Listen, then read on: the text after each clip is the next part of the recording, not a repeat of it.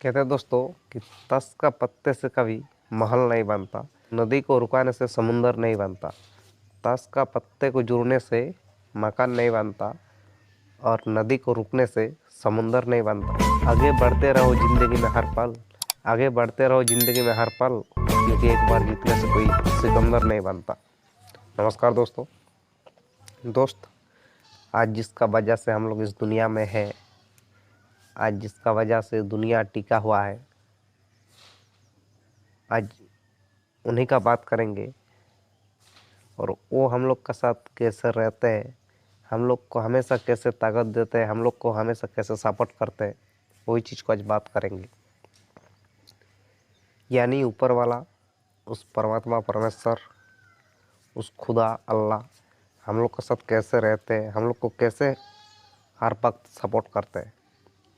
एक छोटा सा स्टोरी के माध्यम से, एक छोटा सा कहानी का दौरान हम इस चीज़ को शेयर करेंगे। एक दिन का बात है दोस्तों, एक गांव में एक मुनि रहते थे और वो हमेशा भगवान का ध्यान करते थे, भगवान का नाम लेते थे।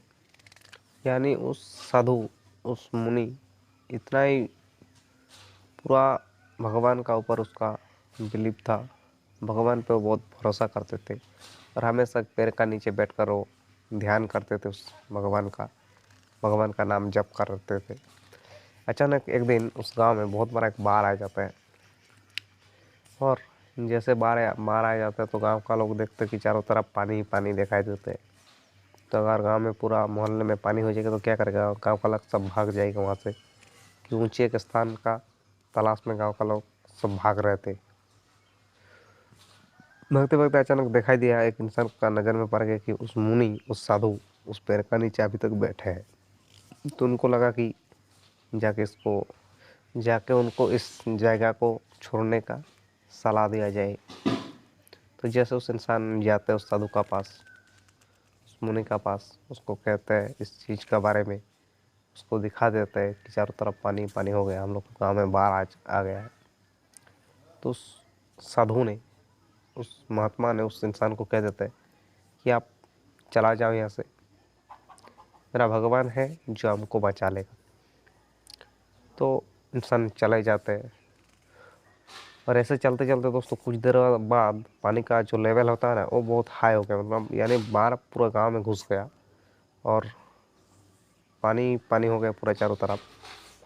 तो ऐसे में अचानक एक इंसान बैलगाड़ी को लेकर आ रहे थे रास्ते में।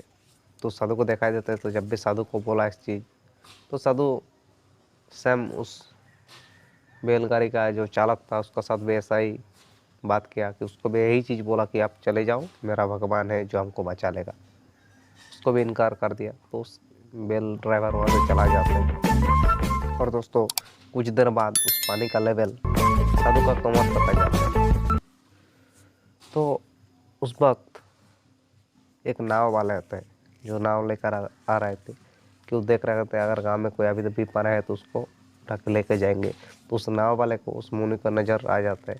तो नाव वाले तुरंत उस मुनि के पास चला जाता है और मुनि को कहते हैं कि महाराज आप इस नाव में चला आओ, क्योंकि पानी का लेवल बहुत बढ़ रहा है, वरना आप यहाँ पे मर जाओगे। तो उस मुनि ने उस नाव वाले को भी यही चीज़ कहते हैं कि आप यहाँ से चले जाओ, मेरा भगवान है जो हमको बचाएगा। तो ऐसे उसको भी इनकार कर देते, तो नाव वाले भी वहाँ से चला जाता है। तो ऐसे होता तो दोस्तों बहुत देर हो चुका था और उस वक्त उसका जो पानी का लेवल था ना वो और बढ़ गया और इतना हो गया पानी कि चारों तरफ पानी पानी, साधु डूब जाएगा, इतना पानी हो चुका कि साधु को अभी पैर में चढ़ने का ज़रूरत है अगर उसका जान बचाना है तो। इतना ही पानी हो चुका था, उसका गर्दन तक पानी आ गया था। लेकिन वो क्या करेगा, अभी ना पैर में चढ़ रहा है ना वहाँ से भाग रहा है, लेकिन उसका विश्वास है कि मुझे भगवान बचाएगा। तो ऐसे चलते चलते उसको एक बहुत ज़ोर से आवाज़ सुनाई देता है और जिस आवाज़ तक हेलीकॉप्टर से एक टीम आ रहे थे कि अगर गांव में कोई अभी भी पड़े है, इस पानी में कोई भी है, तो इसका हेलीकॉप्टर का मदद से रस्सी फेंककर उसको बचाएंगे। तो उस हेलीकॉप्टर वालों को भी उस मुनि को दिखाई देता है, उसको रस्सी फेंकते हैं।